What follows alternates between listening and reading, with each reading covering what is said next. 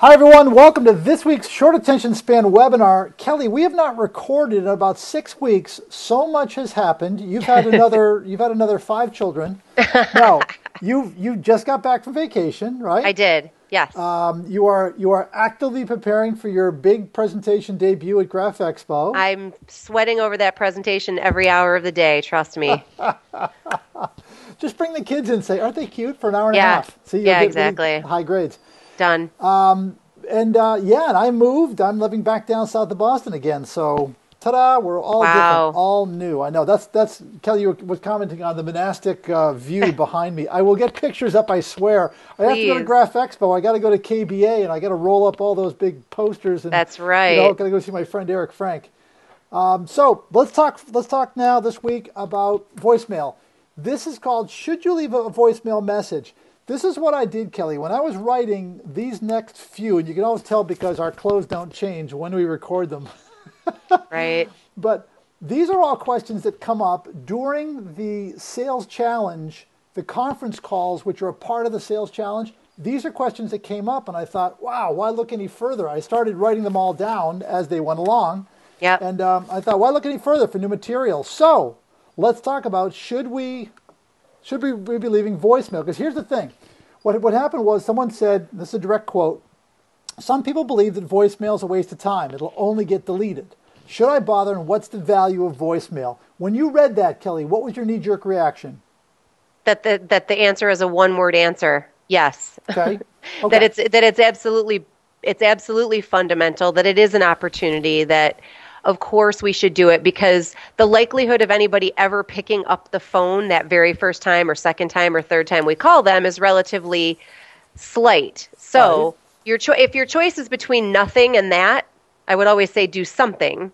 And the something is, a well-crafted, well-thought-out voicemail is like free advertising. So of course you should do it. Okay. All right. I'm going to take the opposite view just for sake of argument and just to be argumentative. And just say, no, you know what, waste of time, don't bother, don't leave a voicemail message. It's completely pointless.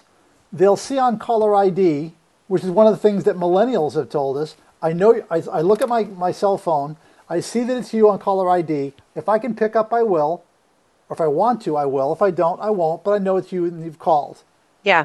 So that's the opposing view, that it's just, it's a waste of time. It doesn't cost you anything, so it's not that big a deal. But that's the other point of view that we hear. Sure.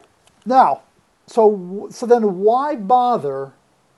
What's the point? If you're an advocate, and I am too, why bother leave a message?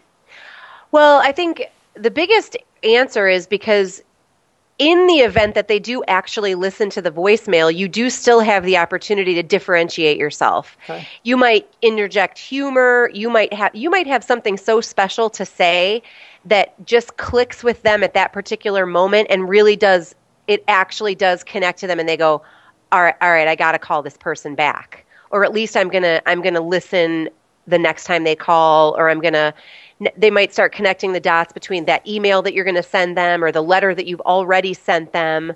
So it's really just part of this continuum of this heroic effort that we're making to connect with people. And it is, folks, we know it is getting really, really hard and going to get harder.